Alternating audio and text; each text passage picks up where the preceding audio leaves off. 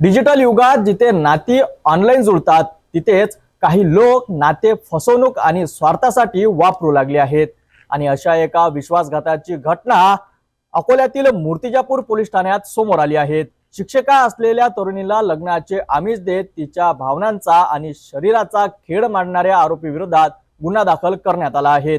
शिक्षण क्षेत्रासारख्या पवित्र व्यासपीठावर काम करणाऱ्या महिलेच्या आयुष्यातली खेळत तिच्या आत्मविश्वासाला सुरुंग लावणारी ही घटना समोर येताच परिसरात खळबळ उडाली आहे। पाहूया संपूर्ण रिपोर्ट। आजच्या ऑनलाईन दुनियेत अनेक जण विवाह संकेतस्थळावरनं नाती जुळवतात, परंतु त्याच प्लॅटफॉर्मचा वापर काही ठग स्वतःच्या स्वार्थासाठी करत असल्याची पुन्हा एकदा सिद्ध झाले आहे।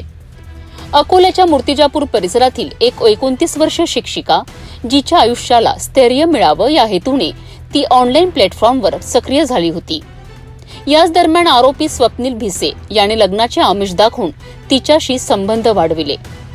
प्रेमाचे नाटक करून विश्वास मिळवून 28 एप्रिल रोजी जालना येथील घरी बोलावून शारीरिक संबंध ठेवले, परंतु नंतर अचानक लग्नाला नकार दिला आणि शिक्षिकेला भावनिक, मानसिक आणि सामाजिक त्रासाला सामोरं जावं लागलं।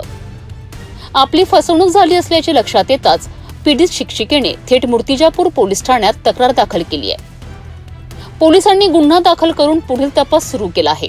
या घटनेमुळे एकीकडे महिला सुरक्षेचा प्रश्न पुन्हा ऐरणीवर आला आहे, तर दुसरीकडे ऑनलाईन प्लॅटफॉर्म्सवरील फसवणूक रोखण्याची गरज अधोरेखित झाली आहे। लग्नाचा आमिष देऊन शिक्षकेसोबत केवळ विश्वासघातच नाही तर तिच्या आत्मसन्मानावर आणि सामाजिक प्रतिष्ठेवर आघात घालणारी ही घटना समाजाला अंतर्मुख करणारी आहे। सिटी न्यूज या प्रकरणाचा पुढील तपशील, पोलीस तपास आणि आरोपीवर कारवाई यावर लक्ष ठेवून आहेत।